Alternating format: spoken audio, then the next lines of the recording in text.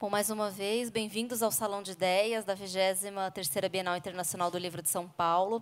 Esse é um dos 6 espaços da programação oficial da feira, que tem a curadoria do Sesc São Paulo. Bem, essa mesa que a gente vai discutir agora é o Absoluto da Poesia, que procura discutir a essência da poesia que sobrevive a despeito de um mercado pouco aquecido na área, mas que continua despertando interesse nos leitores, em autores entusiasmados com a criação poética, reafirmando a necessidade da poesia ao longo dos tempos. Bom, para essa conversa, a gente tem o prazer de receber aqui nossos convidados. Elisa Lucinda, poeta, jornalista, cantora e atriz, idealizadora e fundadora da Casa Poema, com foco de atuação na arte e educação para professores, policiais e menores infratores. Possui 16 livros publicados e acaba de lançar seu primeiro romance, Fernando Pessoa, O Cavaleiro de Nada, uma autobiografia não autorizada. Convidamos também Carlos Nejar, que nasceu em Porto Alegre, tradutor, poeta premiado e ficcionista e ensaísta. Desde 89, é membro da Academia Brasileira de Letras, participou de inúmeras antologias, coletâneas de poesia e tem uma obra traduzida em diversos idiomas. Conta mais de 30 títulos publicados entre poesia, romance e ensaios. É autor da História da Literatura Brasileira. Também temos Angélica de Freitas, que nasceu em Pelotas, Rio Grande do Sul, trabalhou como repórter no estado de São Paulo, publicou em diversas revistas como Inimigo, Rumor, Diário de Poesia e Águas Furtadas. Publicou pela Cosac Naif, Milkshake e Um Útero é do tamanho de um punho, finalista do Prêmio Portugal Telecom. E, para mediar essa mesa, contamos com nosso poeta Nicolas Ber, é geralmente associado à geração mimégrafo e à poesia marginal, nascido em Cuiabá, vive em Brasília e tem a cidade como tema recorrente de sua produção. Eu vou passar a palavra agora para o Nicolas, que vai abrir essa mesa. Tenham todos um ótimo debate. Então, boa noite. É um prazer ter vocês aqui. Obrigado pela presença. Agradecer ao Bienal Internacional do Livro de São Paulo, agradecer ao Sesc, né, por esse momento tão rico, tão precioso, tão bacana e tão raro e tão subversivo, que é parar para ouvir poesia, falar sobre poesia, né? O absoluto da poesia. A busca do absoluto da poesia, porque o absoluto na poesia talvez não exista, como não existe o total na poesia, não existe o zero na poesia, o todo na poesia, existe sempre uma busca, né? Mas o tema é muito bom, porque é provocador, né? Onde está o absoluto da poesia, que todos procuram, né? Que todos querem, né? E que eu, como poeta... aconteceu coisa interessante comigo. Eu sou mediador, mas sou poeta também, e vou dar meus pitacos, né? Porque o mediador é tipo o juiz de futebol, ele não pode pegar na bola, né? Mas... Você vai pegar. Tá bom. Tá bom. Então, o absoluto na poesia...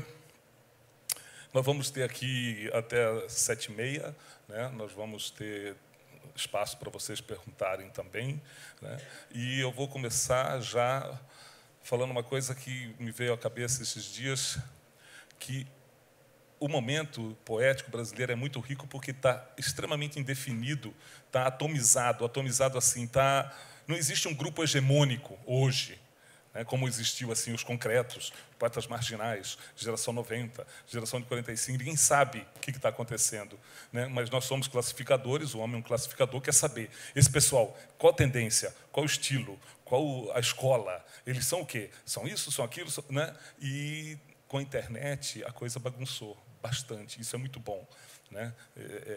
Claro que daqui a 50 anos vão achar um rótulo para a gente, né, o que está acontecendo hoje na poesia. Mas eu queria saber de vocês, como é que está o momento de poesia de cada um e o momento da poesia no Brasil, né? Você tem o microfone. Eu primeiro? Pode ser daqui para lá. Não quero ser primeira, não. Vai lá. Quer ser primeira, Jé? Pode ser. Posso ser primeiro. Então, boa noite. Queria agradecer, primeiro de tudo, agradecer ao Sesc e à Bienal do Livro de São Paulo pelo convite. Porque, basicamente, eu moro onde o diabo perdeu as botas. Eu moro em Pelotas, no Rio Grande do Sul, mais perto do Uruguai do que de Porto Alegre. Então, eu fico feliz de que me tenham chamado, porque era mais fácil ter me deixado em casa, né? Então, muito obrigada. Então, tu queria saber como é que está o momento. Lá em casa está ótimo. Lá em casa estamos trabalhando a pleno vapor.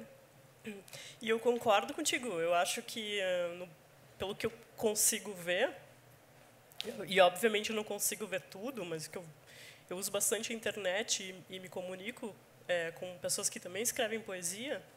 Eu acho que é um momento assim bastante rico, bastante rico de poetas pobres, assim.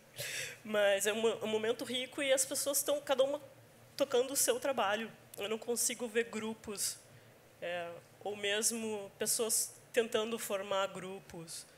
E eu acho que as pessoas têm bastante entendimento que o trabalho do outro é diferente e que isso não se constitui numa ameaça, sabe? Pode ser antagônico, pode ser complementar, mas, entende, não é uma coisa que vá anular o teu tipo de poesia. E eu acho isso muito saudável, basicamente. E você o seu momento poético, como é que está? Está ótimo. Tá? Escrevendo muito? Sempre escrevo. Depois a gente vai falar uma coisa que todo mundo pergunta, eu vou perguntar antes de vocês. Quando vocês escrevem, como vocês escrevem, o momento, alguma mania, alguma neurose, alguma paranoia, alguma... Né? Isso eu acho muito interessante. Eu, como público e como mediador, eu gosto sempre de saber essas coisas, intimidades. Né? Muito bem. Carlos, você? A Elisa quer ir por último. Quer ir por último, não? Eu vou. Já começa. Né? Eu com vocês, depois eu falo. Tá bom. Boa tarde. Eu acho assim, eu queria primeiro falar assim, eu não tenho é tão interessante o que está acontecendo com o Brasil, que a gente não parece que ter uma cara só, né? Essa poesia desse tempo, né? Uma poesia híbrida. Eu conheço vários poetas em várias instâncias, inclusive poetas da música popular brasileira, por exemplo, né? e da música do rap, por exemplo, do hip hop. Então eu acho que está acontecendo uma liberdade sem escola que certamente há de ser catalogada mais tarde. Eu conheço trabalhos do Brasil inteiro, de várias pessoas, trabalhos interessantes, sabe? Que são nomes que a gente nem sabe ainda. Tem uns expoentes, por exemplo, Maria Rezende, que é carioca e tal, já tem um pouquinho de estrada e umas centenas de fãs, assim, mas a gente está fazendo agora. E eu acho que tem uma importância da poesia que se faz no mundo e no Brasil, principalmente agora, que é uma poesia que disse-se muito que agora essa poesia sempre se diz igual ao samba, que a poesia está morrendo, né? Está morrendo, nunca morre. Então é impossível.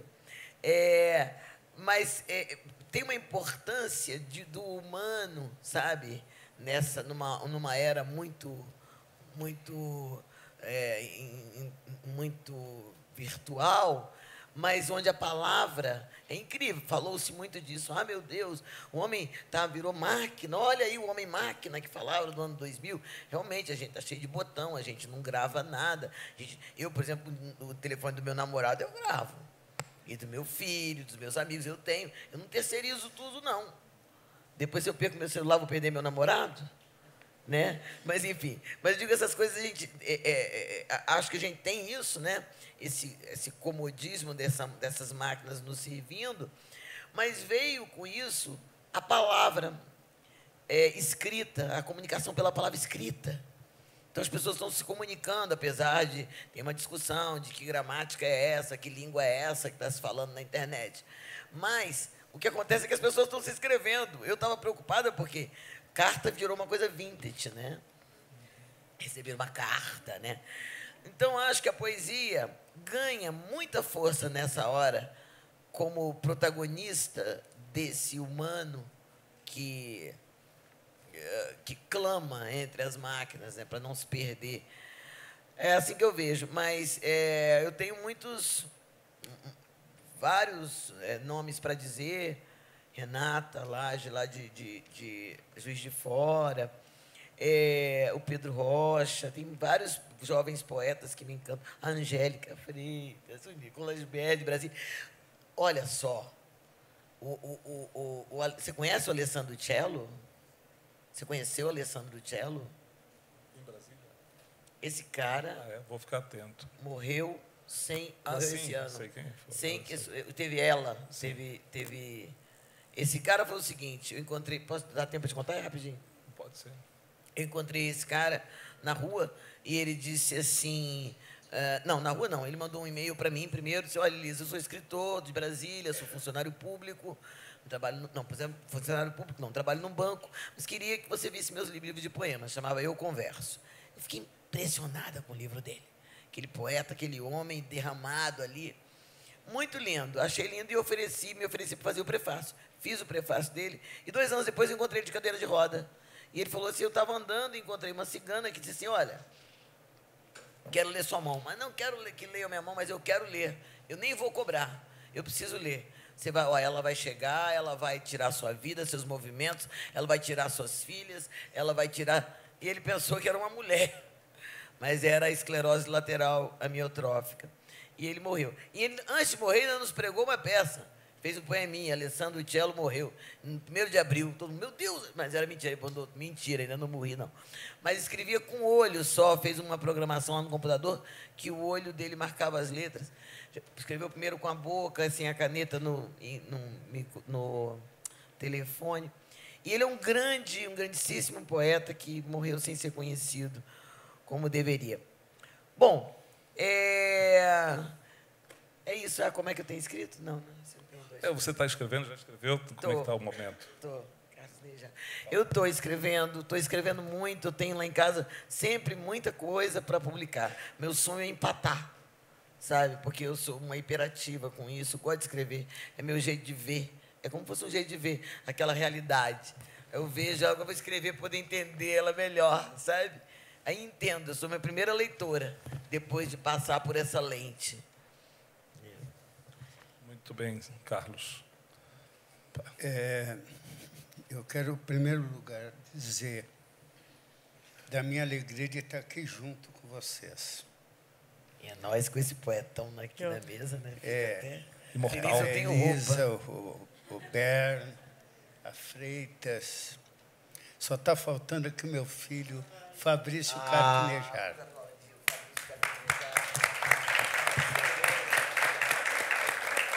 Ele bem gostaria de estar aqui, bem gostaria. Outro dia ele me levou lá para a Máquina, aquele programa de televisão, e eu fiquei impressionado, porque, lógico que não foi a máquina que me impressionou. Foram as perguntas de uma máquina. E é como a nova geração brasileira está tomando espaço. Eu já fiquei até sem idade. Eu vi hoje, quando eu andava aqui por essa feira, perdidíssimo, como num labirinto borgiano, eu me dei conta de que eu estou ficando mesmo sem idade. Mas a poesia, ela hoje continua, apesar de tentarem negá-la, apesar do pouco espaço nos suplementos, apesar de todas as dificuldades, ela sai do subterrâneo, vai para o subterrâneo, mas persiste.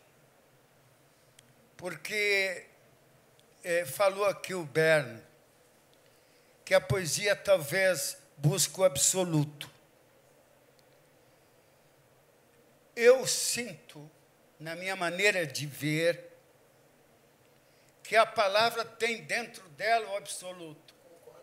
Nós é que temos que descobrir. Cabe a missão aos poetas de desvendar todo esse mundo atrás da palavra.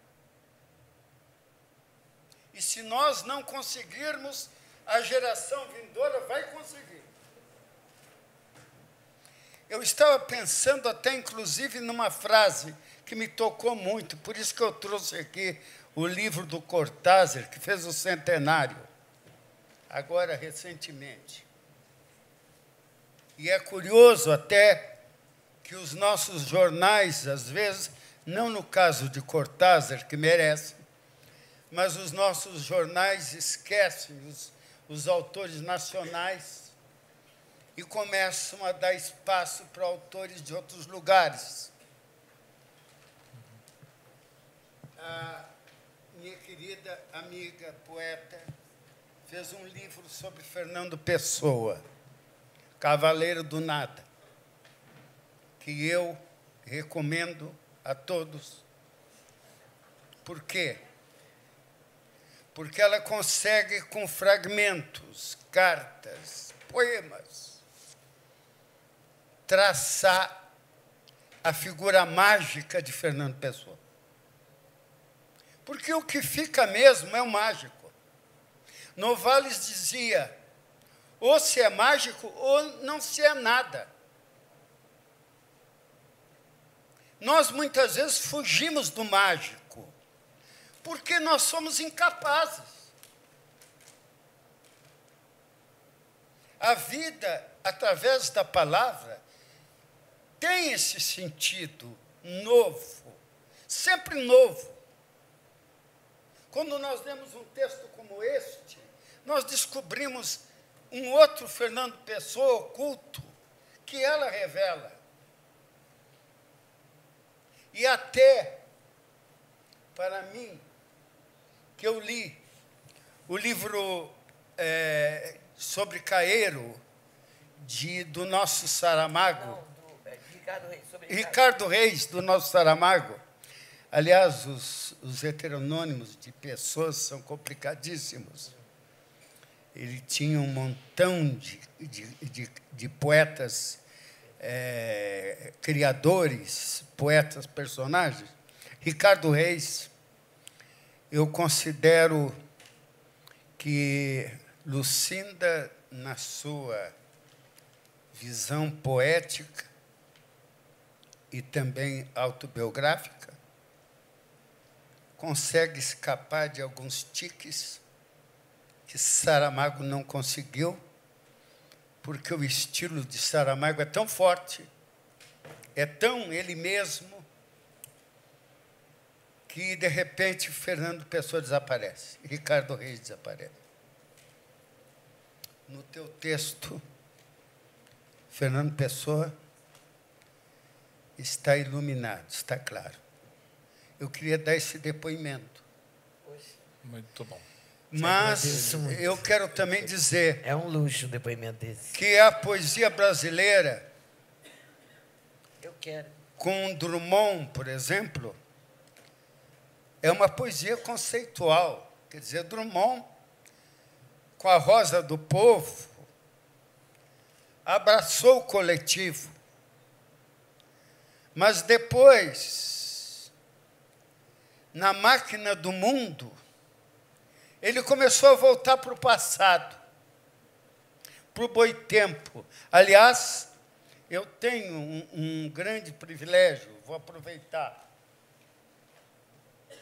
para apresentar o meu romance, que é publicado pela Boitempo. Como não existe acaso nenhum na criação, tá? Eu inventei uma figura que é um Dom Quixote, Matusalém de Flores.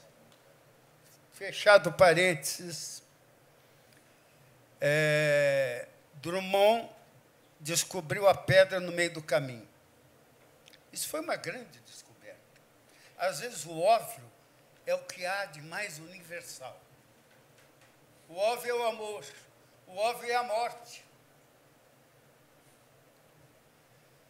E eu me lembro com um crítico lá no Rio Grande do Sul, nós dois somos lá do Pampa. Dos Pampas. Lá nos meus começos, veio um crítico pretensioso e disse que eu estava tentando musicar o óbvio. E eu achei uma maravilha, um elogio. Porque o óbvio é universal. E a pedra no meio do caminho tinha que ser retirada. Nós não podíamos continuar com a pedra no meio do caminho.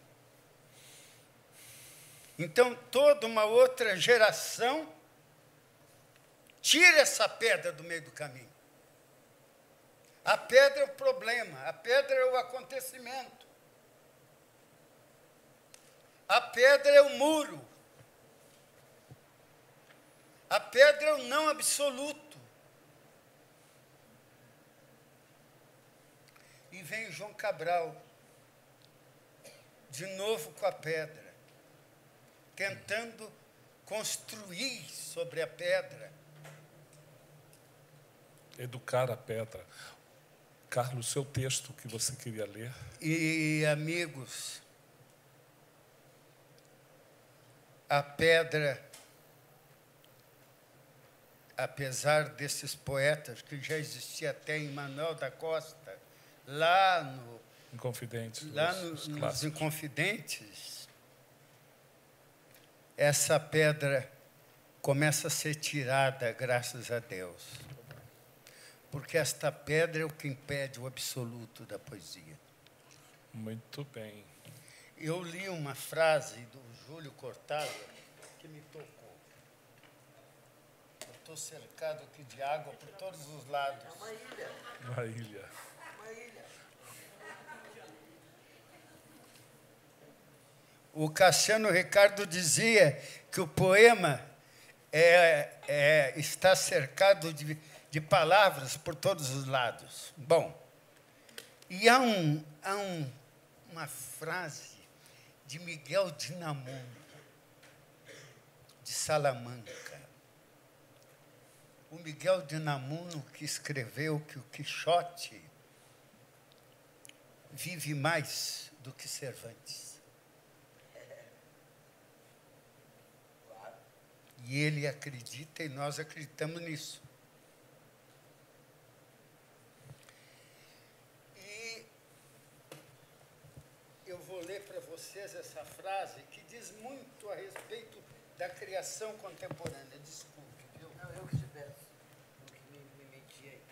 Eu detesto, diz ele, os homens que falam como livros. E amo os livros que falam como homens. O poeta é aquele que se humaniza nos livros. Há uma frase de Walt Whitman dizendo que quem tocasse no poema ia tocar nele.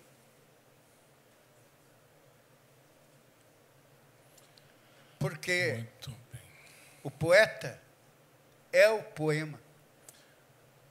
Carlos, nós vamos ler produção sua também. Não é só no Unamuno, Saramago. Vamos ler um poema seu. Não, inclusive, eu vou fazer... Cada um aqui vai ler, a Angélica. Eu vou fazer aqui até uma indiscrição, com a permissão dos meus companheiros. Eu estava viajando de avião. Aliás, só de avião eu podia vir para cá mesmo. E não tinha papel nenhum para poder escrever. E me vem o soneto. E eu vou dizer esse soneto que se chama Soneto entre o Fogo e a Neve. O que derrama o fogo é pura neve. O que derrama a neve é negro fogo. Porque o amor floresce por ser breve, e se apaga também no fundo o gozo.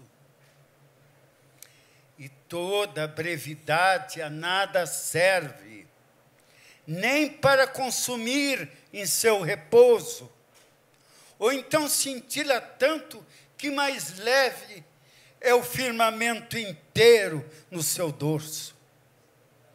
E a neve se desfaz dentro do beijo. E por ser amor, neve se faz vento. E por ser amor, neve faz-se vento. E por ser fogo, amor, igual ao seixo, se ilumina de sol quando perece. E apenas quando a neve na água desce, sobe o fogo no amor onde me invento.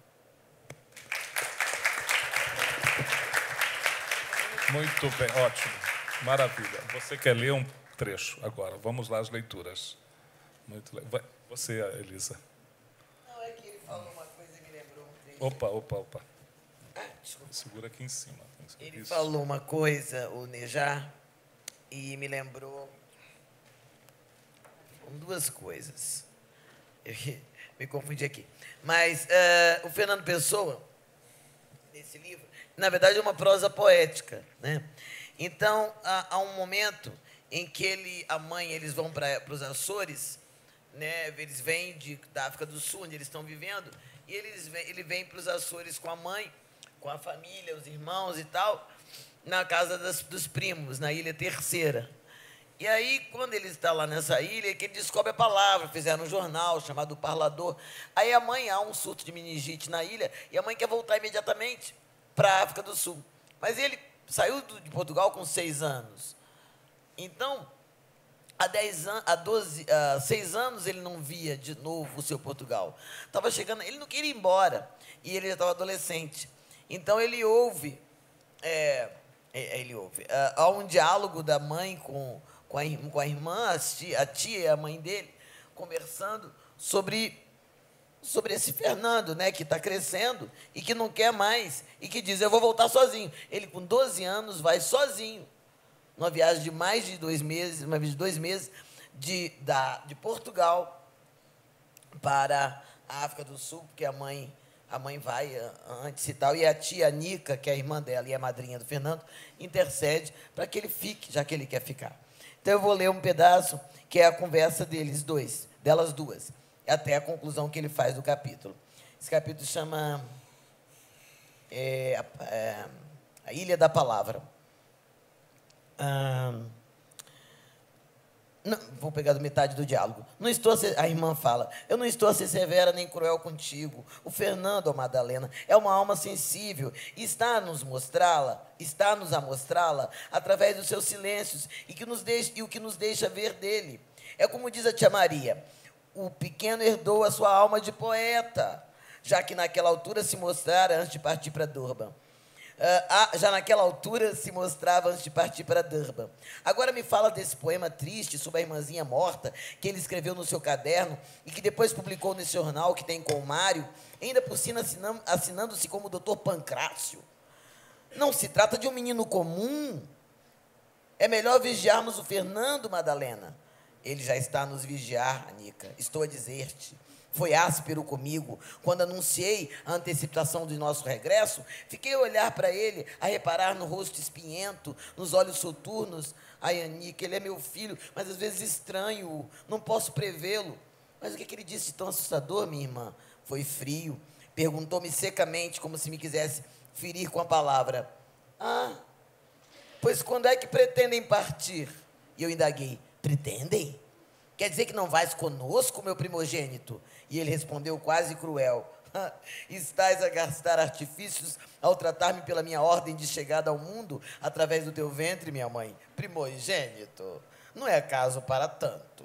Não faças drama. Cessa de uma vez de estar sempre a levar-me para lá e para cá. Não sou vossa bagagem, deixa-me. Ainda agora cheguei aqui Ainda agora cheguei, assim o sinto. Quero ficar com as minhas tias. Preciso acabar de ver Portugal. Preciso chamá-lo eu de meu Portugal. Arrepiei-me toda, tremi por dentro. A Nica nem parecia ele. Parecia um homem velho, maior e mais forte do que eu. Pois dito isto, já está posto, Madalena, deixa-o. Ele próprio disse, é simples. O Fernando partirá sozinho daqui há uns meses, eu prometo-te. Entendo que ele e o Mário estão encantados com a escrita e com esse jornal que serve bem às inquietudes adolescentes. Deixa-o mais um pouco entre nós. Isso talvez venha acalmar a alma desse pequeno marinheiro viajante desde tão cedo. Deixa-o mais algum tempo em terra firme, do lado de cá, minha querida, para que ele não tarde a encontrar o seu lugar. Ai, Anica, abraça-me. Não chores. Há um outro aí no teu ventre. Já são horas de fechar as cortinas de mais essa temporada de dor. Anima-te, mulher. Aí volta para ele falando, narrando. Fez-se outra vez o mesmo silêncio que eu já ouvira delas. Um silêncio de abraços, de onde se pode escutar seus movimentos tocados pelo soluçar. Oh, quanta beleza se pode encontrar na tristeza. Nunca mais aqueles 9 dias em terra, e se estamos a considerar ida e volta, mais 10 no mar, sairiam de mim. Nunca mais aquelas águas misteriosas, açorianas, iriam parar de bater nos rochedos do meu peito. Nunca mais. Conheço-me mais agora, ao menos agora enquanto escrevo. Há homens que passam a vida náufragos no oceano da sua própria alma. Dentre estes, há aqueles que somente acham amparo, salvamento e respirar na amurada de uma palavra, no beiral de um verbo, e acabam por encontrar ali o chão, o clarão, a trilha. Somos os náufragos para os quais a palavra é ilha.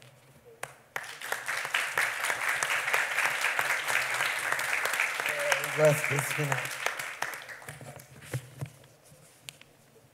Angélica, o que você vai ler? Depois vou ler mais coisa, tá? Eu quero falar sobre o absoluto que eu não falei, tá? Ah, sim, ótimo. Mas eu gostei bastante. Absoluto é um primo meu, negão. Tá, tem que falar sobre o absoluto ainda. Como? Não, eu não quero falar. Deixa assim. Não, é que o Nicolas falou assim, falar do absoluto, né? Assim, depende da hora, o absoluto depende da hora que tu me perguntar. Depois das 6 e pouco, para mim, o absoluto já é a vodka. Né?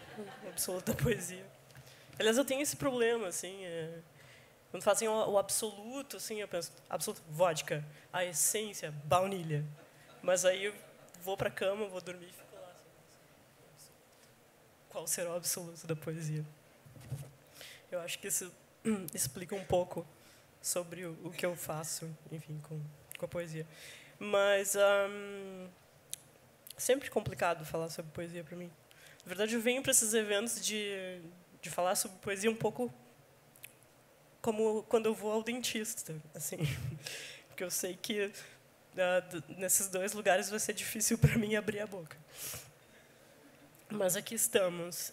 E eu queria ler um poema do meu primeiro livro, que se chama Milkshake, já que o Nejar...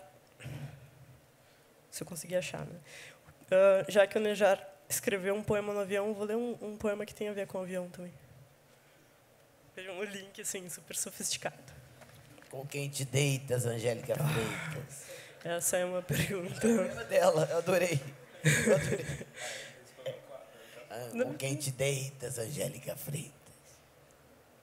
Tá. Não responde, não. Né? Não, tá bem tranquilo agora. É uma pessoa só agora. Tá bom. Tranquilo. Então, eu vou ler esse poema. Na verdade, ele é um poema que vem de outro poema, vem de um poema do Jorge de Lima, chamado O Grande Desastre Aéreo de Ontem, né? Que é sobre a queda de um avião. Né? E o final é tipo assim, e há poetas míopes que ainda pensam que é o arrebol, né? Enfim, um avião se espatifando lá. E, claro, isso foi antes das tragédias, né, todas que aconteceram. Eu acho que hoje eu não escreveria um poema sobre queda de avião, mas aqui estamos, lendo um poema sobre queda de avião. Então, nesse poema do Jorge de Lima, há vários personagens, né, e eu escolhi um deles, que é um violinista. O título do poema é o seguinte: o que passou pela cabeça do violinista em que a morte acentuou a palidez ao despenhar-se, com sua cabeleira negra e seus Stradivarius no grande desastre aéreo de ontem. Título. Esse é o título. Esse é o título. Não acabou. Não. Eu estou me preparando para ler. Ah, bom. Obrigada. Então, vamos lá. Dó, Ré, Mi, eu penso em Bela Bartók, eu penso em Rita Lee, eu penso nos Stradivarius e nos vários empregos que tive para chegar aqui, e agora a turbina falha, e agora a cabine se parte em duas, e agora as tralhas todas caem dos compartimentos, e eu despenco junto, lindo e pálido, minha cabeleira negra, meu violino contra o peito. O sujeito ali da frente reza, eu só penso Dó, Ré, Mi. Eu penso em Stravinsky, nas barbas do Klaus Kinski, no nariz do Karabchevsky, num poema do Joseph Brodsky que uma vez eu li. Senhoras intactas, afrouxem os cintos, que o chão é lindo e já vem vindo. 1, 2, 3. Agora acabou, Lívia. Valeu. Obrigado. Muito bem. Por É favor. tua vez. Sim, eu vou ler um poema aqui. Cada poeta tem uma obsessão, né? A minha é Brasília. Depois quero saber de você, do senhor, a sua, né? Muitas vezes essa obsessão é diluída, né? Mas é a mulher amada, a pátria, a morte. A minha é Brasília, né? Eu moro lá há 40 anos e a cidade... Fiz uma camiseta uma vez, que toda vez que eu começava as palestras eu dizia: sou de Brasília, mas eu juro que sou inocente. Essa camiseta vendeu muito lá em Brasília, em todas as lojas, fizeram grande fala de Brasília, eu acho que matou a charada. Todo mundo de bem quer dizer, eu não faço parte desse, entendeu? De qualquer... Mas, Nessa época falava-se mais mal de Brasília do que se fala hoje. Mas ainda se fala, porque o cara que provocou essa frase é candidato a governador e está lá na frente das pesquisas, né? O Arruda, mentira! Né? 33%, e outro tem 12%. Mentira. É um canalha... Profissional. Terrível, Mas o poema é assim. Vamos lá. Deixa eu tomar. Tomara, não, Deus te ouça, não vai deixar, não.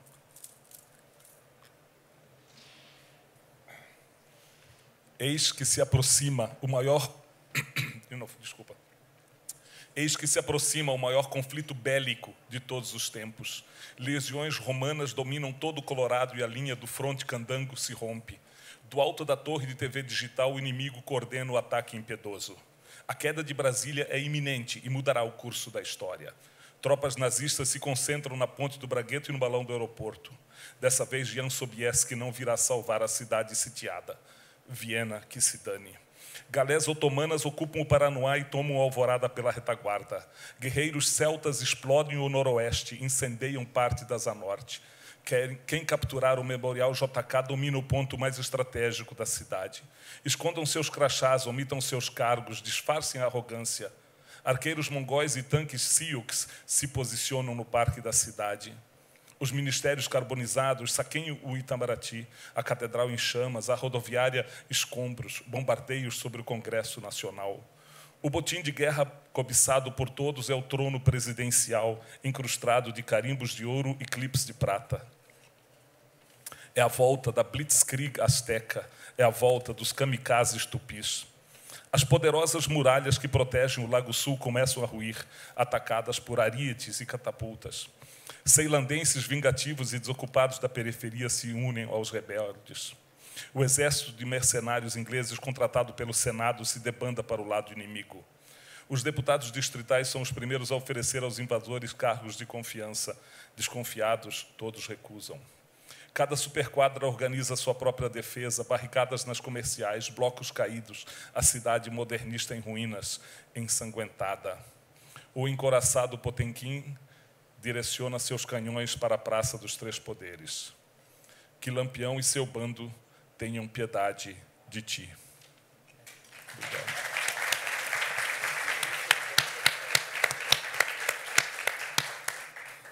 É isso. Tem outros, mas vamos lá. Como é que... Não, eu queria falar. Sim. obsessão, paranoia, neurose, mania. Não tenho... Vou responder.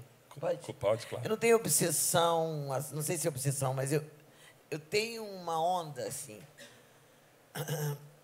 com o assunto poesia. O assunto poesia, esse negócio, esse acontecimento, esse processo, essa mágica, esse pacto, essa linguagem incrível. Eu acho incrível. É uma linguagem, assim,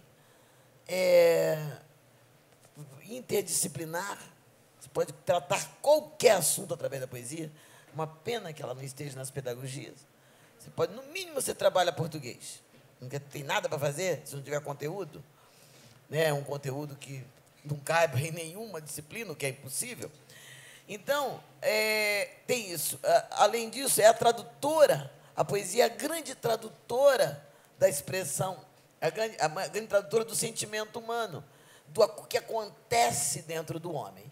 Como o mundo é híbrido, tem homens homossexuais, tem homens heterossexuais, tem mulheres tímidas, tem todos os tipos de pessoas no mundo, e entre todos esses tipos, essas coisas surtidas, tem aos poetas que nascem nessas pessoas e que dão testemunho da sua visão.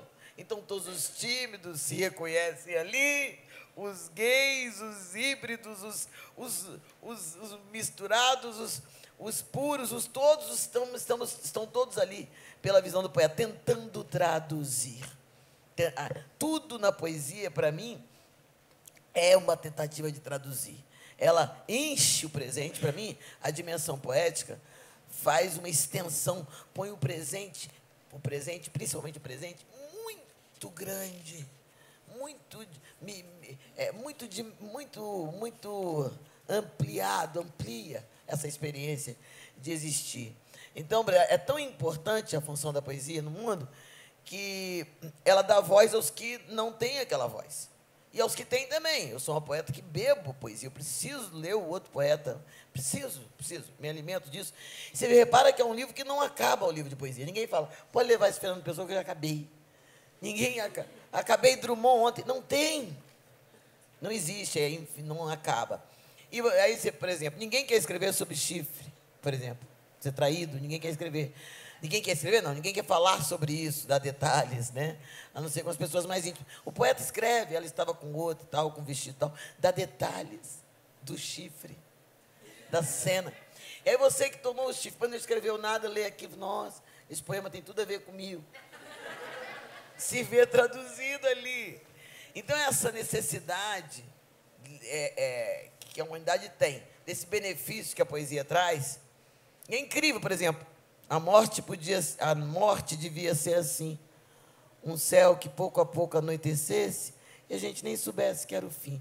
Isso é um verso do Mário Quintana. Se a filosofia for tratar disso, ela pode gastar 2 compêndios. Ele mata o assunto em 4 versos. Então, esse poder de síntese é fantástico. E a tradução, a minha brincadeira é traduzir isso que eu acho que é o absoluto, que é onde eu vivo. Eu escrevo sempre muito. E escrevo, não estou dizendo que eu escrevo sempre coisa boa, é que eu não vou publicar as coisas ruins, né? Óbvio, joga fora. Mas, então, assim, pelo menos as que eu acho. Então, eu quero... eu vivo sempre, por exemplo, eu vi um passarinho fez ninho. Quando eu descobri que o passarinho tinha feito ninho lá no lustre do meu jardim, eu fiquei muito inquieta. Só passou quando eu escrevi. Escrevi uma bobagem, que eu nem sei o poema todo, só sei o começo e o final, assim.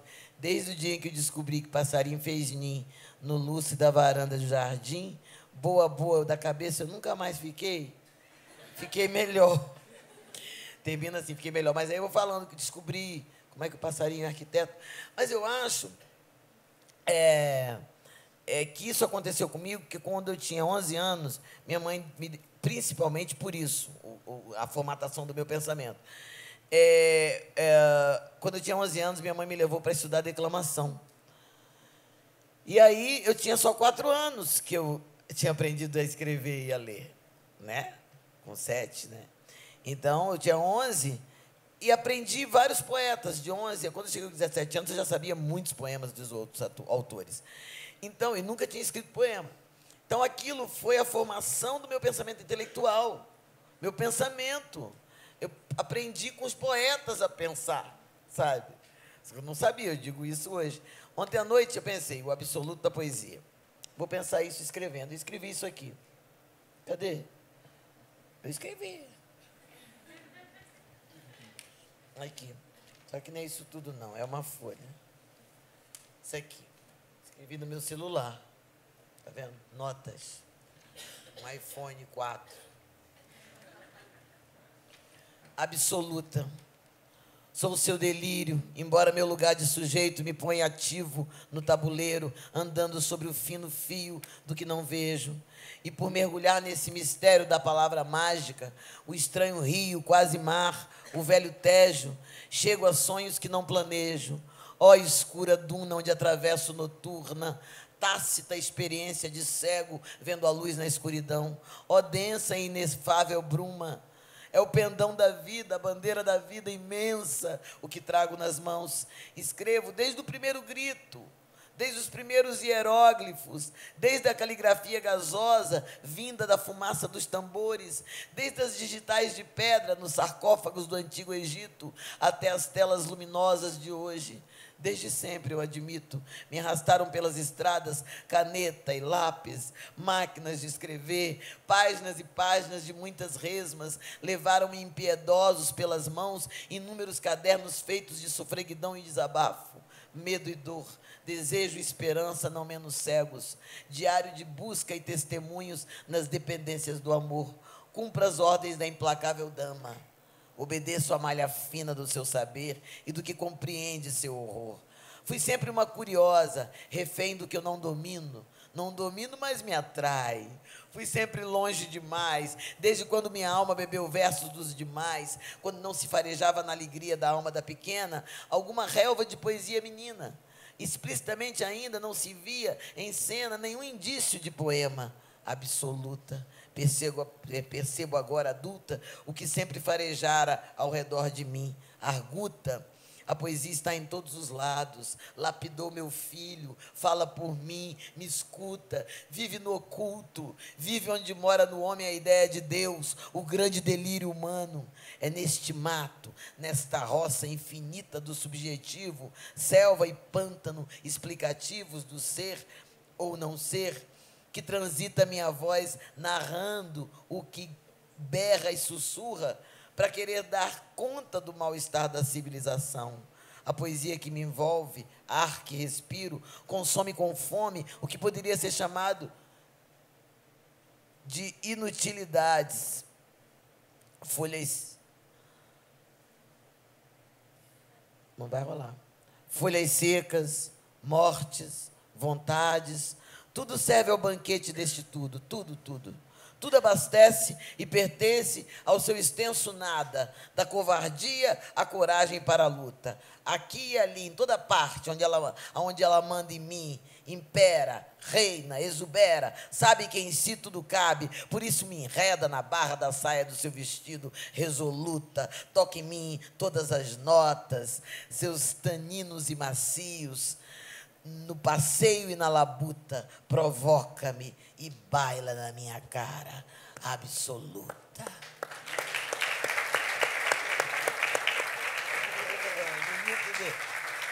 Carlos. É poema neném, né, Carlos, nós estamos falando de paranoias, neuroses, manias e... temas, né, dos temas. Eu dos temas. confesso a vocês que a poesia desde cedo tomou conta da minha vida, de tal maneira que eu tinha, na casa do meu pai, na minha infância, que o meu pai, comerciante, encheu de livros. Eu fui descobrindo os livros e descobrindo que eles tinham som, aroma, que a palavra era mundo. E eu recordo que, aos 18 anos, eu comecei a escrever poemas, sem entender muito o que eu estava escrevendo. Hoje, quando eu releio, eu fico impressionado porque a poesia veio antes de mim. E eu fui seguindo atrás, até o momento que eu tomei as rédeas. E eu sabia de cor todos os meus poemas. Hoje eu estou até com dificuldade aqui de dizer poema meu. Por quê? Por quê? Porque eu comecei uma espécie de memória do esquecimento. Que chique! A partir dos 40 anos, Memória do esquecimento. eu antes sabia todos os meus poemas. E eu sempre gostei de dizê-los, porque a poesia nasceu para ser dita.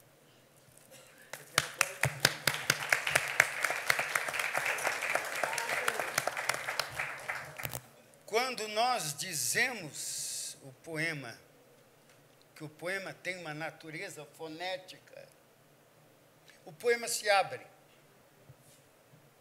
Quando nós lemos na página, o poema se fecha. Ele gosta de ser falado. E a minha experiência foi muito estranha, porque eu comecei a escrever poemas sem saber o que eu fazia. Eu sentia que as palavras viviam. Eu sentia que havia um mundo atrás das palavras, e eu tinha que buscar esse mundo. Não me interessava se eu estava fazendo poema ou não. E eu estava fazendo poemas. Um poema meu que eu lembro, do meu primeiro livro, são 4 versos. Dentro de mim há pássaros que cantam, e eu me sinto cansado de partir. Sou homem, mas não sei para onde ir. Sou pássaro, não sei por que me espantam.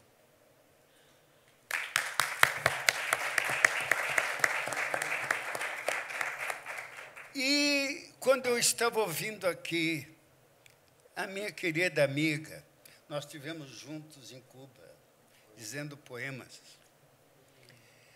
Ela falou em prosa poética.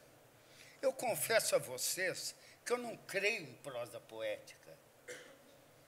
Há um preconceito de que o gênero que cria a sua linguagem. Eu penso o contrário. A linguagem que cria. Eu penso que a linguagem é que determina o gênero. Por isso ela escreveu prosa, ficção e biografia. A linguagem é o grande trabalho do criador. Mas que nome você dá quando a poesia está lá numa trama de prosa, prosaica? Guimarães Rosa, né? Eu posso chamar de poesia. Mesmo que esteja numa forma Mesmo que tenha momentos de prosa, porque, aliás, poetas contemporâneos... dentro da prosa, por isso que é chamada prosa Não, poética. porque o problema, houve uma ruptura de gêneros total. Nós, por exemplo, quando lemos Clarice Lispector, de repente, nós levitamos. Por quê? É poesia. Porque ela está fazendo poesia. Quando nós lemos Guimarães Rosa, de repente, nós voamos junto com ele, com aquelas palavras, com seus pássaros, com seus rios. Por quê? Porque ele está fazendo poesia. Mas ele não buscou fazer poesia. Ele buscou fazer linguagem.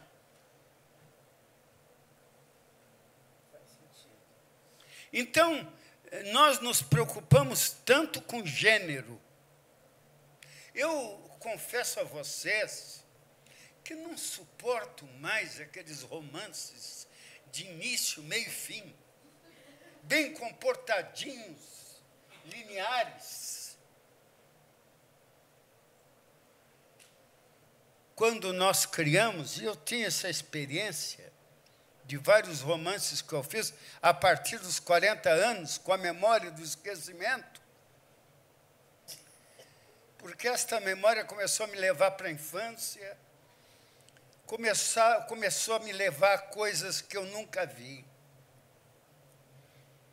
Começou a desenvolver em mim os personagens. Tanto que eu fiz um livro, eu trabalho esse livro há 40 anos. É o livro dos viventes. São poemas? Ele é inédito? Não, vai para a 4ª edição. Cada vez vão aumentando os personagens. Tem mais de 500 personagens que são poemas. Esse problema, não há mais esse problema de tal gênero. Nós podemos fazer, por exemplo, um conto com ensaio dentro, como fazia Borges. Nós podemos fazer um romance com poesia dentro. E os personagens viverem, porque no início do romance está Homero. Homero foi o primeiro grande romancista. E o romance sempre deve passar pela experiência poética. O leitor que descubra. Porque nós estamos acostumados a dar comida na boca dos leitores. E os leitores têm que, eles próprios, trabalharem o texto. Há toda uma visão muito midiática da escritura. Nós temos que exigir mais dos leitores, como os leitores devem exigir mais de nós.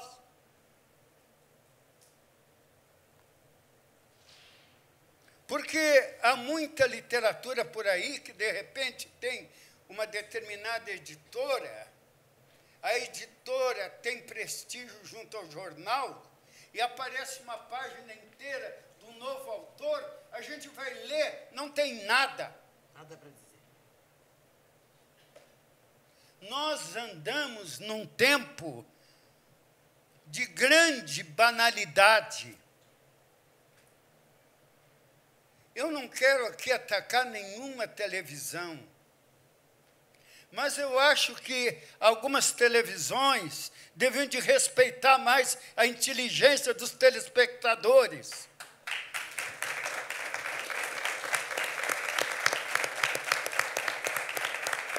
Nós aceitamos passivamente tudo, até essa comida ruim que nos dão culturalmente.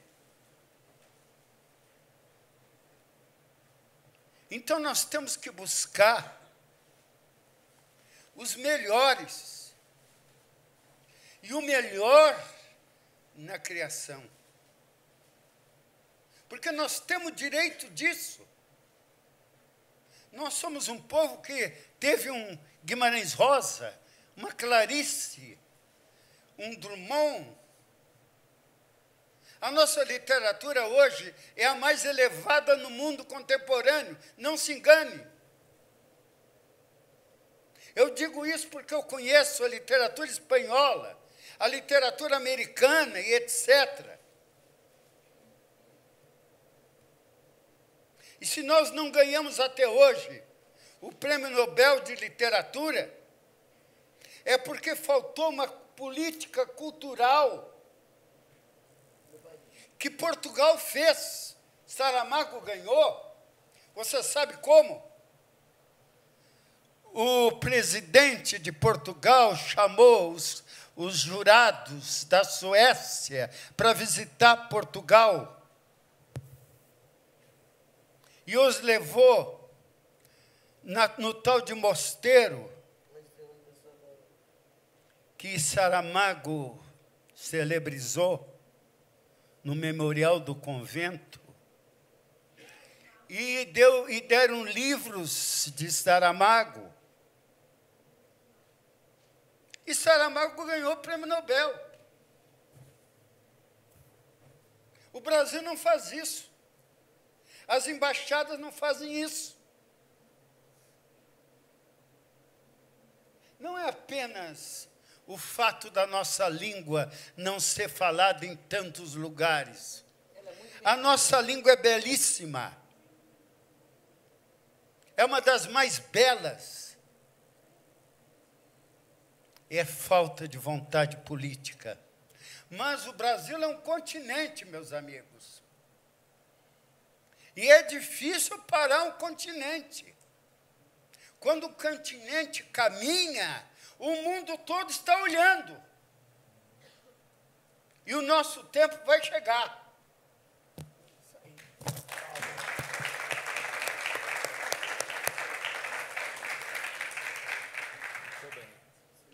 Eu não vou me alongar muito, mas eu gostaria de dizer um poema. Está aqui a minha amiga. Ela é tão fraterna. E, aliás, eu fiquei comovido com a leitura do livro dela. Ela trouxe aqui um livro meu. Eu devia de ter trazido, não trouxe. E eu já disse a vocês que a minha memória está muito ruim. É a memória do esquecimento que está tomando conta. É a memória do esquecimento mesmo. Eu vou ler um poema.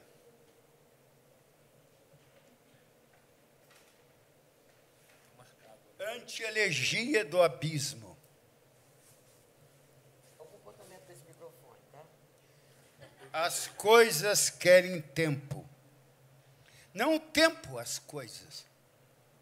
Não a sombra, as sombras. Porque tudo se mede pela luz de ainda haver estrelas.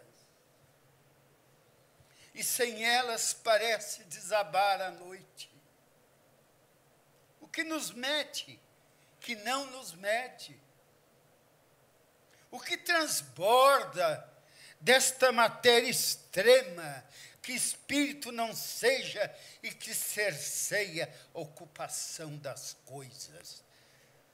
O que é tempo e se compraz em ser espaço copioso de almas, ou nada, nada, musgo de soluço, grossa gota de solidão, corpo de bruços ou inerte, tal se a chuva pudesse ainda lavar-nos. Homem, homem, de fronte a outro e outro, esta miséria de ser vivo entre avulsos defuntos, ou ser defeito puro na criação, como se um músculo de crepúsculo, um osso, o que nos mete quando a foz do arbusto esconde o germe, este susto de carne, nume e bronze, esse secreto conúbio de universo. O que nos mede não pode mais medir-nos. Nenhum verso retém o sortilégio, nem o medo. O que nos mede vai lento por dentro, então corrói de vez, corrói o nada, e não nos mede mais, ainda que se disfarce. Cada sebe de ar guarda outra face que nunca se dissolve, e que se solte desde o nascimento, o rude corte de não se medir nada por si mesmo. E esta ordem que se enuncia é ausente. O mundo já desceu pela semente, e agora espera a dor. Nada nos mede, tudo.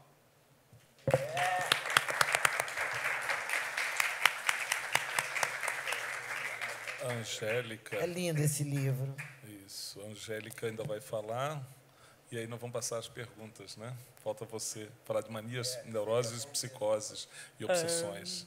Né? Neuroses, psicoses e obsessões. Não tenho nenhuma psicose, assim. Mania. Não tenho as minhas questões, assim, né?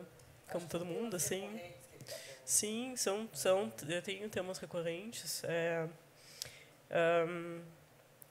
Quando eu escrevo, também escrevo muito sobre escrever, mas é para consumo interno mesmo, para tentar entender esse mecanismo. E, para mim, quando eu penso em poesia, para mim, poesia é, sobretudo, uma maneira de dizer as coisas. Né? Se eu tiro todos os conceitos que eu aprendi, que eu li por aí, para mim é uma maneira de dizer as coisas, uma maneira que eu tenho de dizer as coisas.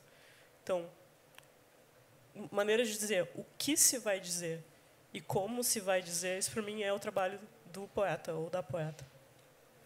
Né? Como é que a gente vai dar conta do mundo, né? Das coisas que acontecem. E eu acho também que a maneira de dizer e o que a gente diz vai mudando, né? Conforme a gente vai ficando mais velha.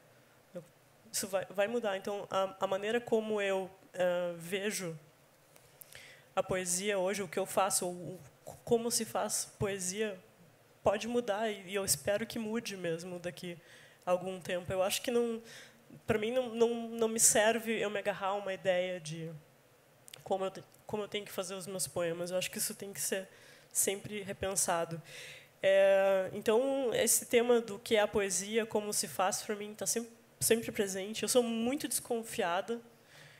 Sou muito desconfiada das pessoas que têm já uma resposta, assim, por exemplo, para o que é a poesia. Assim, eu sei o que se alguém diz para mim, eu sei o que é poesia, eu digo, beleza. Não precisa me contar, entendeu? E tem aquele poema do Leminski que abre o La Vie en Close, eu acho, que ele faz uma lista de definições do que é a poesia. Aí está o Ezra Pound, Coleridge, tá o Keats, Novalis, sei lá, um monte de gente. Aí no final ele põe assim muito marotamente: poesia é a liberdade da minha linguagem, entre parênteses, Paulo Leminski. Né? Mas ele fez essa lista de definições consagradas para depois botar isso. Ou seja, ele leu isso tudo, ele pensou sobre isso, depois falou: não, beleza, poesia é a liberdade da minha linguagem. Então, eu sou muito desconfiada de conceitos de segunda mão. Assim. Se a gente se agarra a alguns conceitos, eu acho que a gente vai sempre escrever o mesmo poema. Eu acho isso.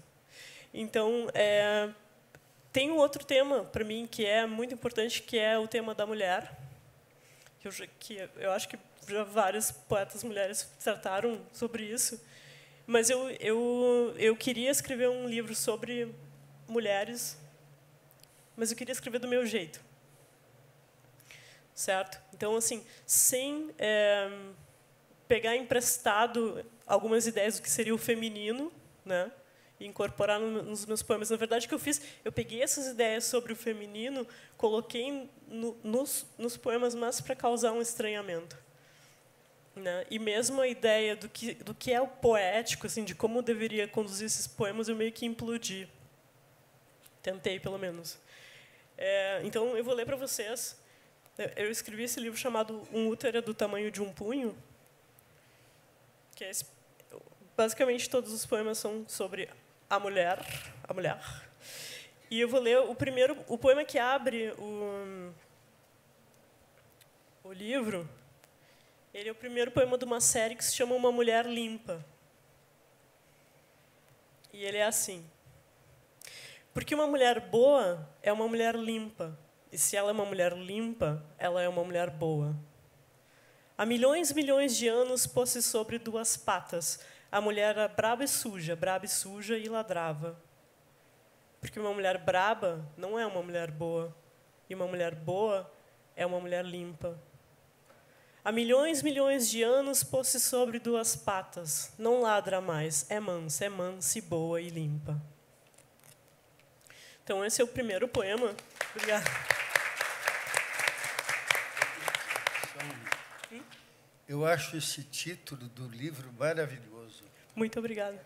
Verdade, é.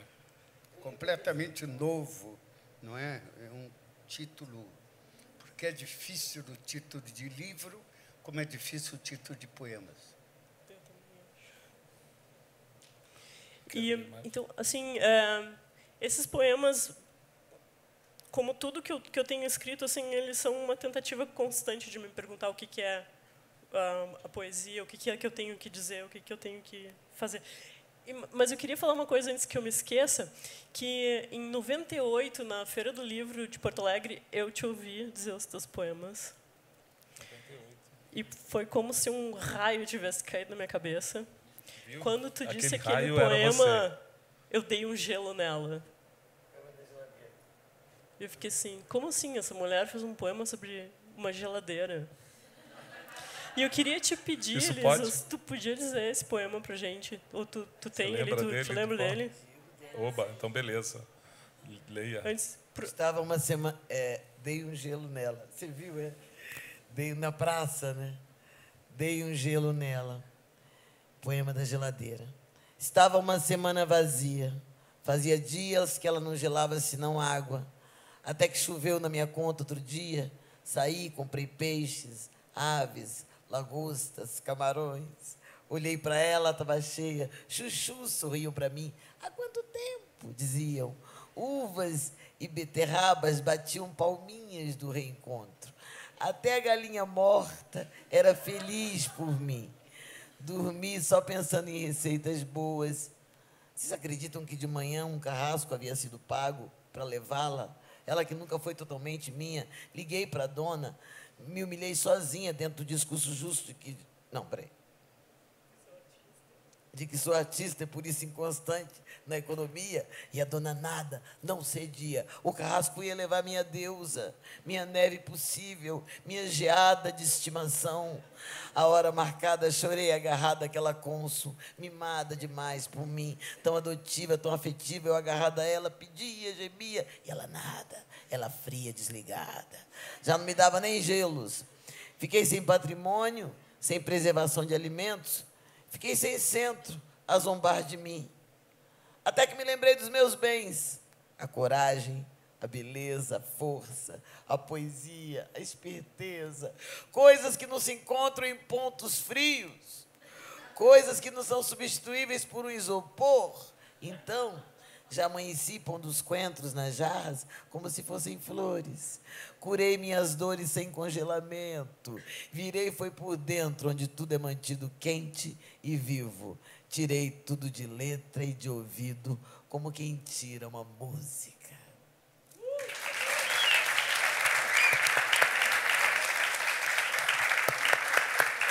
Esse é, para mim... Leiam essa mulher. Não, leiam essa mulher, que eu li ela ontem à noite, aberta. Muito bem. Perguntas do público? Amor, desculpa. Desculpa.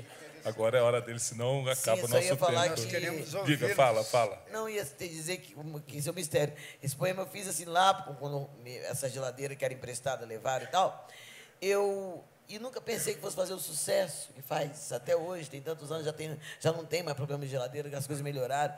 Mas é incrível, como é que quem imaginava isso, quem fez isso para desabafar, sabe, minha vida lá.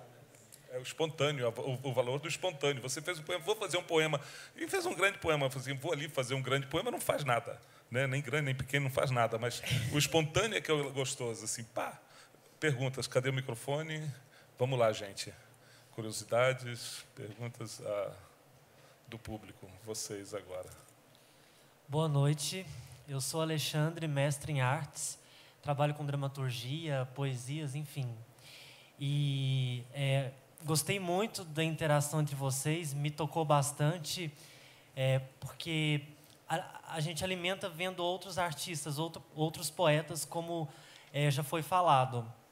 E uma forma que me alimenta muito, quando eu vou escrever, é a partir da dor do outro, do sangue do outro.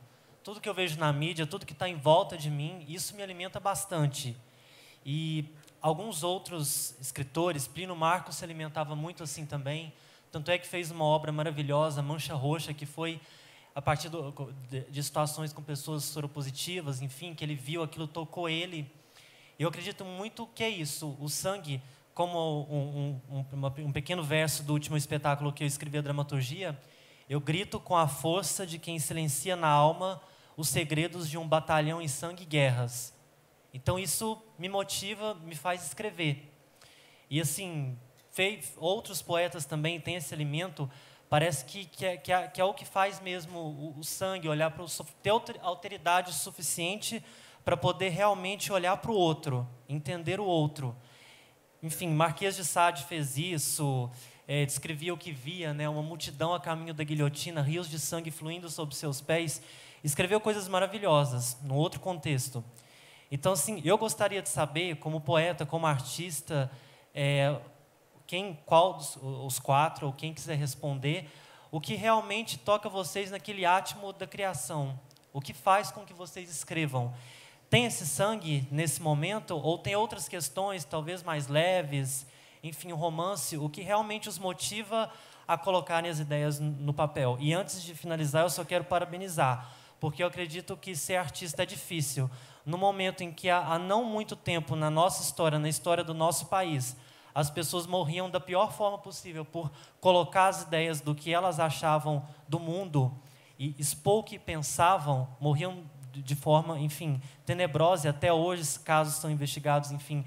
Eu acredito que quem se põe a colocar as suas ideias, o seu pensamento do mundo no papel, são corajosos. Então, eu os parabenizo. Obrigado. Obrigado. Quem vai responder? Elisa? Vou responder uma coisa. Eu acho assim, até quero linkar com uma coisa que ela falou. Que você falou assim, a gente acaba escrevendo o mesmo poema. Pois você sabe que o Mário Quintana fala que todos os poemas são o mesmo poema. Todas as porres são o mesmo porre. Não é de uma vez que se morre. Todas as horas são horas extremas. Esse é o Quintana, aquele mestre. Mas ele fala isso, e aí pediram, aí diz que uma mulher perguntou para ele, por que não faz um poema de amor? Ele diz, todos os poemas são de amor. Realmente, amor pelo que está escrevendo, amor pela palavra, e por que todo poema deve ser dito? Você faz o poema para dizer, senão por que você ia fazer? Ou para a musa, para estar falando com alguém, nem que seja consigo mesmo em voz alta, mas quer falar. Né? Então, eu acho que eu vou responder assim, que acho que a gente acaba escrevendo sobre os temas que são nossa síntese, nosso olhar pelo mundo, né? Mas eu escrevo, minha escrita é o fruto do impacto que a vida faz comigo. Eu acho, parece que eu fumei um baseado maravilhoso ao existir, sabe? Eu acho tudo de uma capacidade mágica tão grande e de inédito, né? Quando haverá uma tarde como essa? Nunca. E isso é só a poesia que dá conta disso, como uma fotografia de palavras.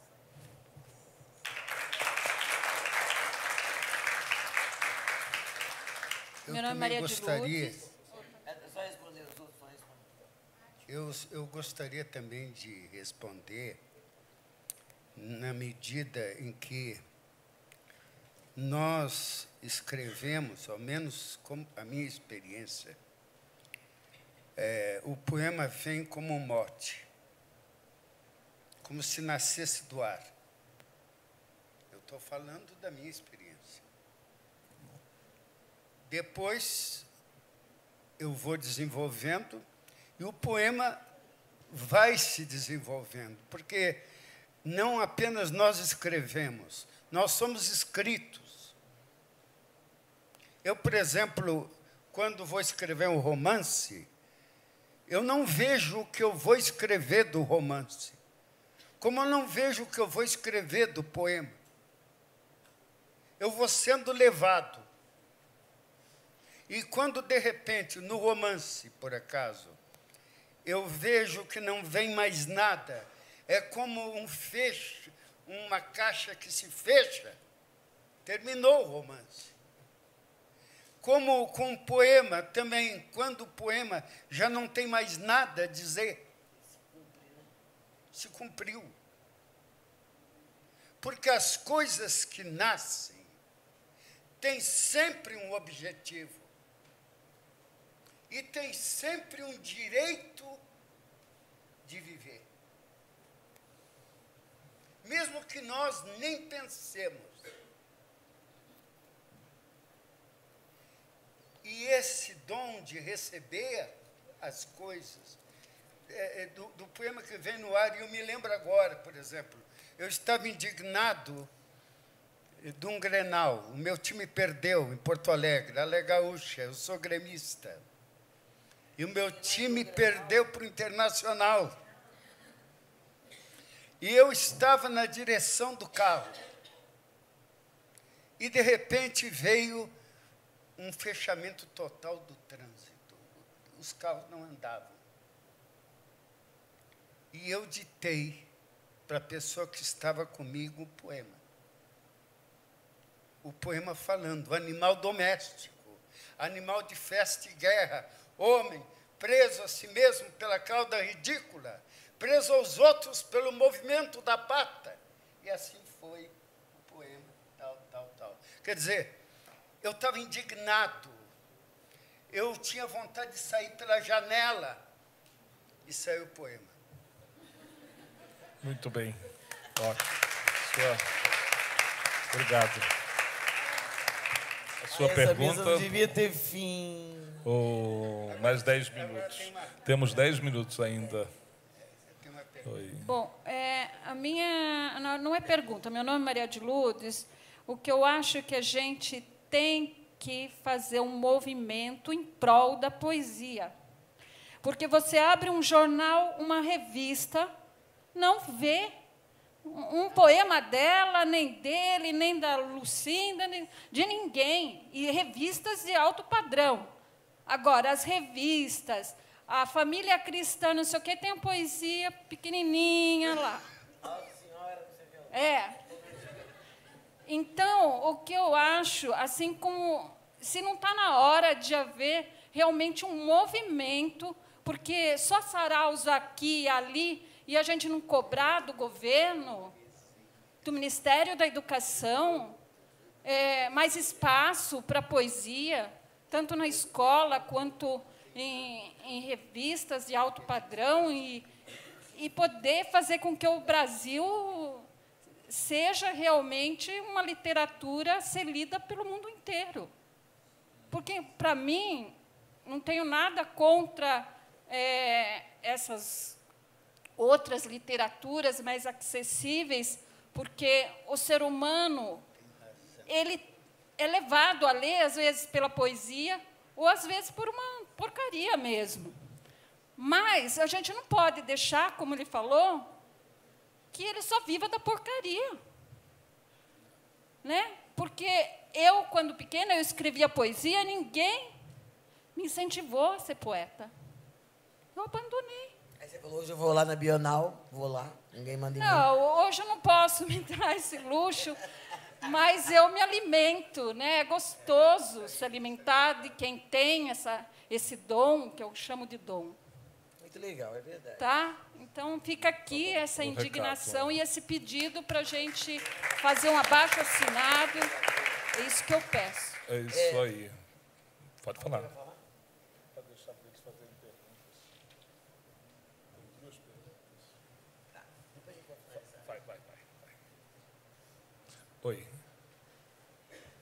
Boa noite. Quero dizer que fiquei muito sensibilizada pelo encontro, pelas palavras, que é um deleite sempre ouvir poetas, e como a amiga que falou, a gente não vê nas revistas normalmente, a gente não vê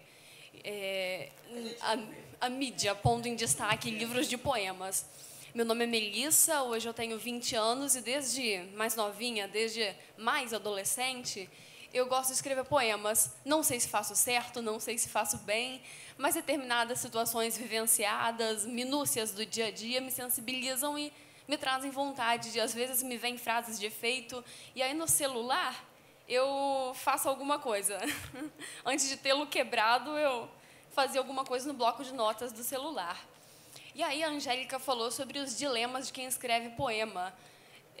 Você vive recorrentemente se indagando de o que é fazer poema, como você deve fazer. E aí eu tenho essas dúvidas também quanto à forma, sabe? É uma herança parnasiana que deve se levar em conta ou é retrógrado? Eu queria responder isso. Quer um conselho? Deixa isso para os teóricos. Isso não é assunto de poeta, ao meu ver. Vou escrever parnasianamente. Isso não é assunto de poeta, eu acho. Eu acho que a linguagem faz a gente. A gente tem que vê-la primeiro. Aí você fala... É um tecido, não é à toa que o nome é trama, novelo, o novelo, a trama, os pontos. Isso é tudo do tear. Da mesma maneira que você faz um tecido, se faz com a palavra o tecido do texto. Você não pode fazer isso antes. Como é que a forma vai vir depois? Eu penso assim, como a forma vai vir antes do conteúdo? Como assim? Deixa isso para... Vai se ocupar da sua poesia. E aí a forma vai aparecer. Ó, como é que eu escrevo assim. E outra coisa, obrigada. E outra coisa, aí como a mídia não põe em destaque, e aí você faz poema, qual é a função disso? E as carreiras tradicionais, as carreiras convencionais, não veem isso com muito bons olhos. E aí eu digo que guardo meus poemas num canto da gaveta, ou no fundo da gaveta ou no canto da cabeça. E resolvi agora fazer um blog para ir postando e entrar em contato com outras pessoas que fazem também, para ver no que vai dar, né? Para ver o que acontece. Eu gostaria de apenas dizer o seguinte, que nós devemos acreditar de tal maneira nos nossos fantasmas que os outros depois acreditem neles. O seu poema tem que continuar. Porque, num determinado momento, o que é vivo explode. Ninguém segura. E eu sei que há aqui vários talentos poéticos. A gente está de olho em vocês. Às vezes as pessoas nascem com o poeta dentro. E muitas vezes, na educação, sobretudo, eles matam o poeta. O nosso ensino napoleônico não respeita a imaginação da criança.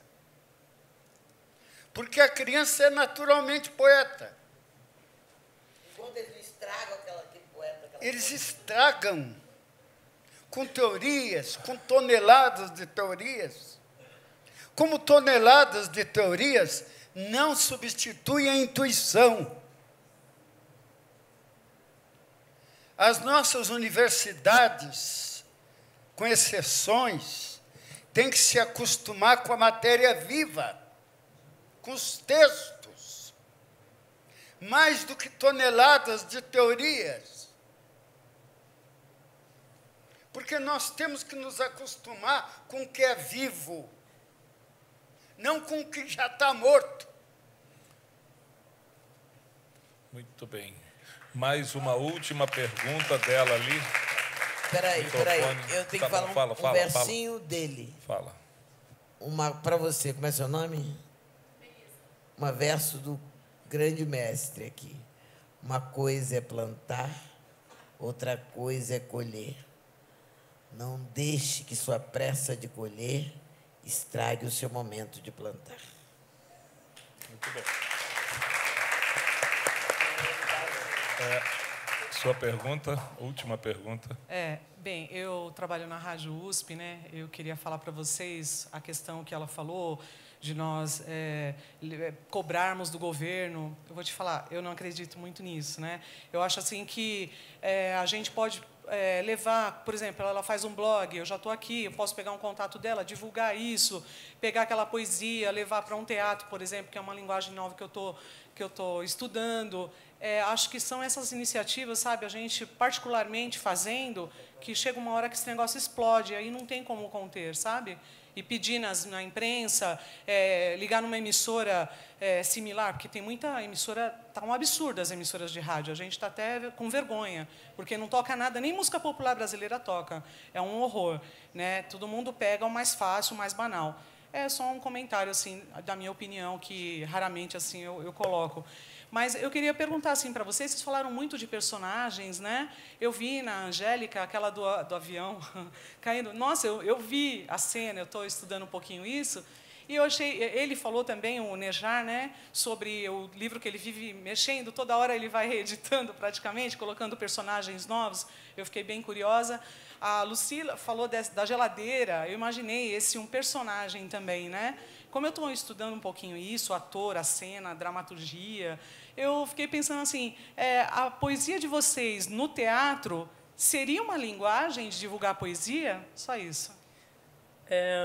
Na verdade, sim. E, na verdade, eu e uma atriz aqui de São Paulo, a gente está desenvolvendo um projeto a partir desse último livro que eu escrevi, Um Útero é do tamanho de um punho. Então, a ideia é levar esses poemas para o palco. E já mais de uma pessoa me falou que achava que tinha essa possibilidade. Então, e eu vou interagir com ela no palco, que vai ser uma experiência diferente para mim. É muito diferente de estar aqui sentadinha com o microfone lendo, né? Então isso vai ser uma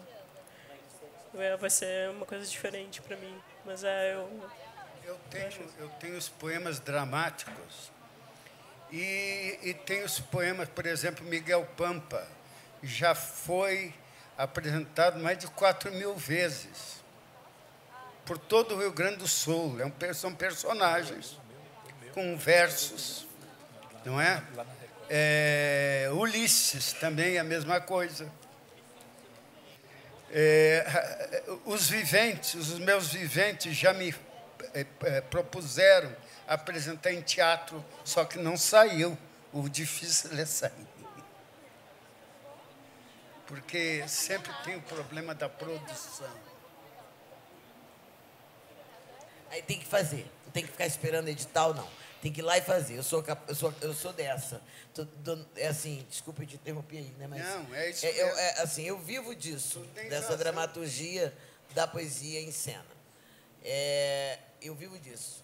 E até uma amiga minha que eu estou dirigindo lá em Salvador, que está, Síria Coentro, uma grande atriz baiana, está fazendo um espetáculo só de poesia de amor. E ela disse para mim assim, pediu para eu roteirizar. Eu roteirizei. Tem Marta Medeiros, tem muita gente. Não tem você, Carlos Nejar.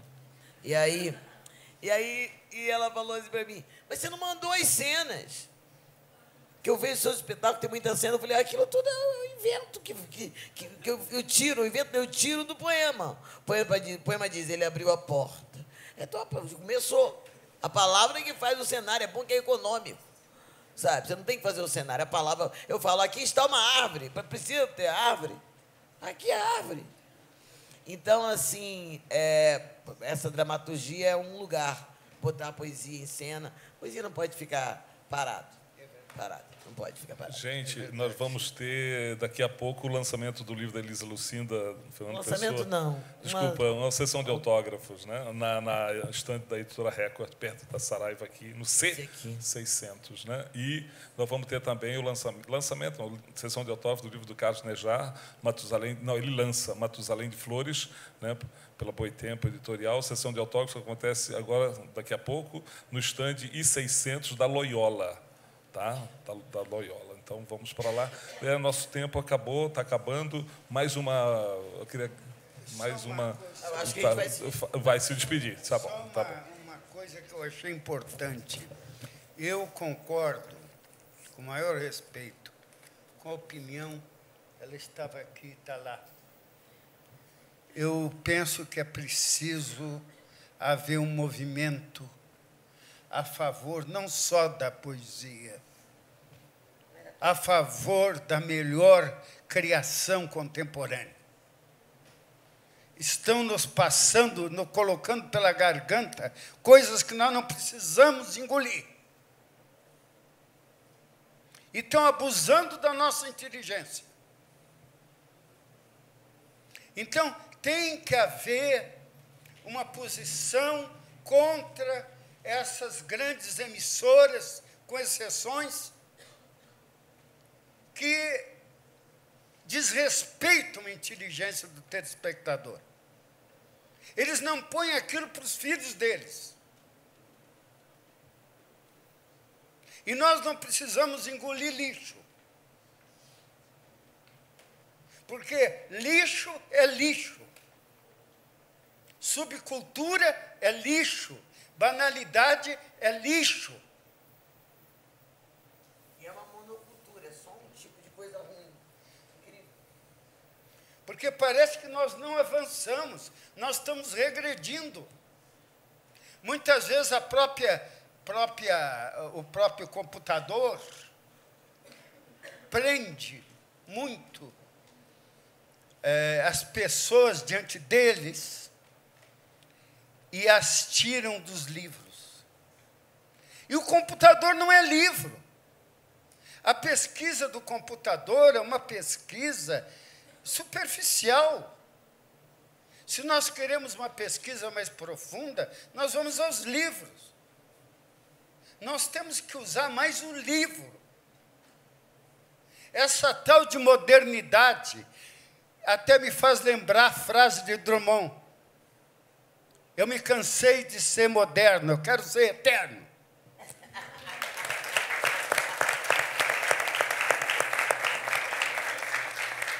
Mais alguma coisa, minha amiga Angélica, Elisa, para a gente finalizar? Eu quero finalizar. Pega. Eu quero falar uma coisa aqui. Vou demorar 3 minutos. Tá bom. É o seguinte... Não, é que uma curiosidade sobre esse livro aqui, estava até falando para o Nejar hoje, eu escrevi 80% dele, eu escrevi ditando. Eu ditei muito esse livro. É ótimo ditar. Eu tenho uma digitadora maravilhosa, não tem que parar para perguntar para mim mesmo se a conhece ou com C. Não tem que interromper o fluxo por causa de uma coisa física naquele momento. Depois eu leio. Mas esse fluxo me interessa muito como ele sai. Eu sou curiosa de ver como ele sai. Então, e era bom, porque ao mesmo tempo ganhei uma leitora viva que falava assim, Elisa, não quero te pressionar não, mas ele vai voltar da África hoje. Ela ficava assim, me cobrando como fosse capítulo de novela, sabe? Então, foi uma experiência ótima. Mas é muito interessante a oralidade, porque eu acho que é onde fica claro que a palavra é corpo, né? E... eu estou falando isso tudo para dizer o quê?